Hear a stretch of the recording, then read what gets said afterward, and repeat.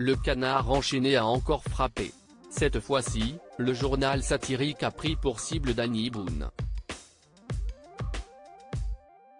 Les soupçons de fraude ont commencé à peser sur lui après la mise en vente de son voilier de luxe à 2,15 millions d'euros.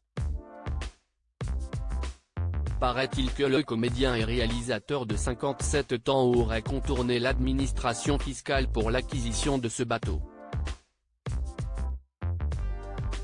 Apparemment, il aurait eu recours à la création d'une société offshore pour éviter de payer la TVA. Depuis la publication de l'article, le 20 septembre 2023, le comédien a fait l'objet de critiques.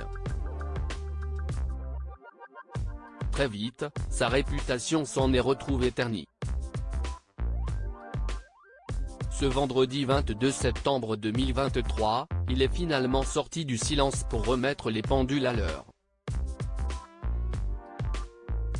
Le canard enchaîné, Danny Boone @Twitter. La TVA a été payée en France au micro de l'AFP. En 2016, Danny Boone avait confié que le film Bienvenue chez les Ch'tis, sorti en 2008, lui avait rapporté beaucoup d'argent.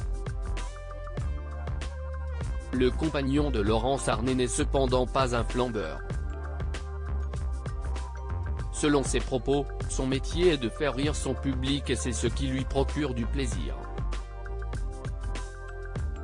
Bien que l'acteur ne soit pas un dépensier, il fait parfois quelques exceptions. Selon les informations relayées, Danny Boone aurait acheté un voilier de luxe de 21 mètres de long à 3,5 millions d'euros, en 2021. Il aurait alors créé la société offshore, Adilalip, domiciliée Antigua et Barbuda, un paradis fiscal. Cette technique frauduleuse lui aurait permis d'échapper à 700 000 € de TVA. Ce vendredi 22 septembre 2023, le principal concerné a tenu à mettre les choses au clair, sur les réseaux sociaux, au vu de certains commentaires agressifs qui, entre autres, suggèrent même de couler mon voilier, ce qui, au demeurant, n'est pas gentil du tout. Je me dois de préciser que mon voilier a été vendu en France en juin 2023 et que la TVA a été payée en France. Chers polémistes, vous pouvez passer à l'artiste suivant.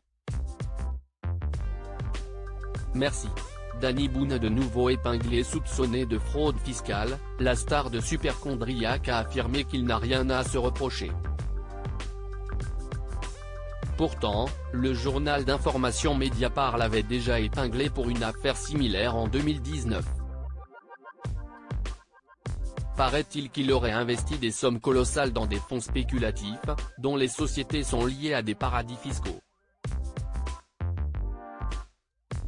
Reste désormais à démêler le vrai du faux dans cette nouvelle affaire.